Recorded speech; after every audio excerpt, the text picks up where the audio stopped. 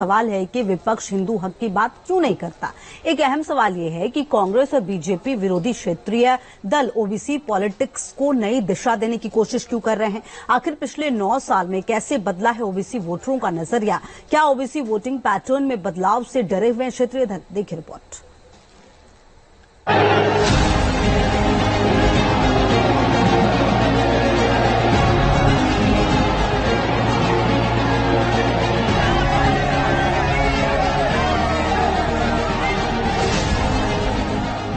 आबादी के ही हिसाब से ही अब तय होने वाला है। तो पहला हक किसका होगा भाई, किसका होगा? आबादी किसकी ज्यादा है, किसका हक होगा? जरा कांग्रेस वाले स्पष्टता करें, क्या आबादी के हिसाब से हक मिलेगा क्या? तो क्या अल्पसंख्यकों को कांग्रेस हटाना चाहती है क्या? तो क्या सबसे बड़ी आबादी वाले हिंदू अब आगे बढ़कर अपने सारे हक ले लें क्या? कांग्रेस कह रही है। इस बयान के जरिए प्रधानमंत्री मोदी ने जितनी जिसकी भागीदारी उसकी उतनी हिस्सेदारी की सियासत पर वार किया है। पूर्व पीएम मनमोहन सिंह के बयान का मुद्दा उठाकर पीएम मोदी ने विपक्ष को अपने गिरेबान में झांकने की नसीहत भी दी।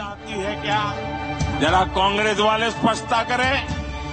साथ में देश के सबसे बड़े हिंदू समुदाय के हक में बहस भी छेड़ दी। क्या अल्पसंख्यकों को कांग्रेस हटाना चाहती है क्या? प्रधानमंत्री मनमोहन सिंह जी क्या सोच रहे होंगे?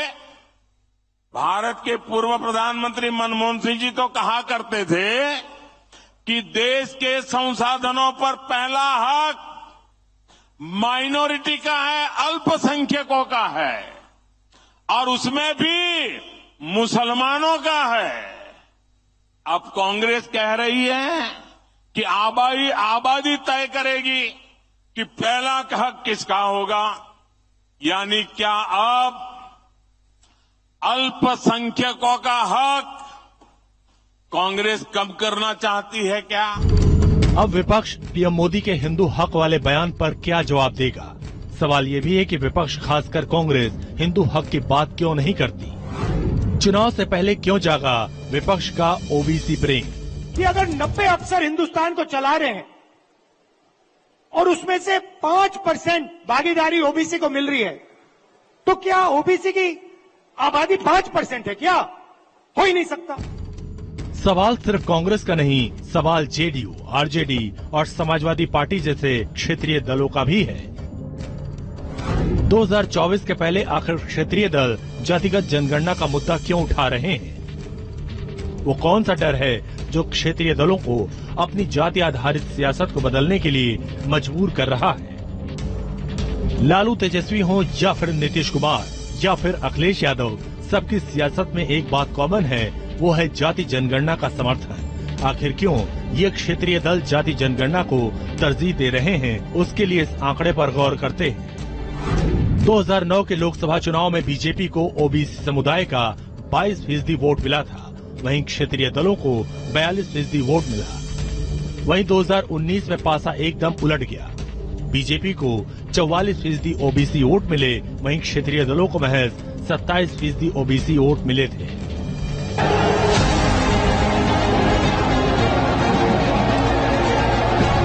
साफ है मोदी की अगुवाई में ओबीसी वोट बैंक में बीजेपी का दखल बहुत बढ़ चुका है।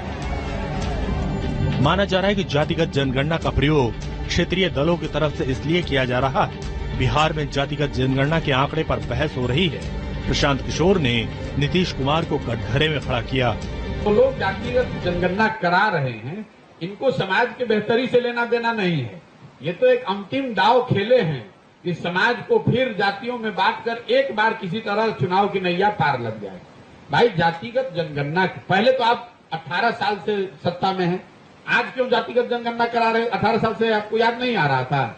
आप जनगणना नहीं करा रहे हैं, आप सर्वे करा रहे हैं। सर्वे करा रहे हैं। जनगणना तो केंद्र सरकार का विषय है और सर्वे और जनगणना में जमीन आसमान का फर्क है, क्योंकि सर्वे का कोई लीगल साइंटिटी नहीं है। जो क्षेत्रीय दलों की मजबूरी है, कुछ उसी तरह की मजबूरी कांग्रेस की भी है। जरा सोचिए, एक वक्त था जब ओबीसी से जुड़ी मंडल कमीशन की रिपोर्ट का पूर्व प्रधानमंत्री राजीव गांधी ने विरोध किया था। अब राहुल गांधी की अगुवाई में कांग्रेस बार बार ओबीसी की हिस्सेदारी का मुद्दा उठा रही है। आखिर कांग्रेस ओबीसी पर फोकस क्यों कर रही है, इसके लिए भी चुनावी आंकड़े पर गौर करना जरूरी है। 1996 की बात करें तो 1996 में कांग्रेस को प्रभावशाली ओबीसी जातियों के 24% वोट मिले थे, वहीं गैर प्रभावशाली ओबीसी जातियों के 27% वोट।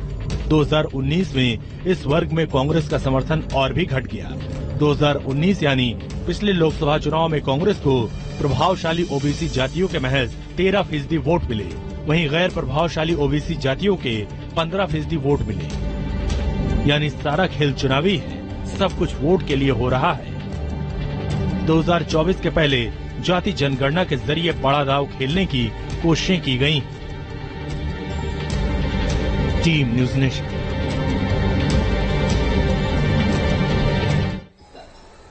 और इसी रिपोर्ट के साथ छोटे से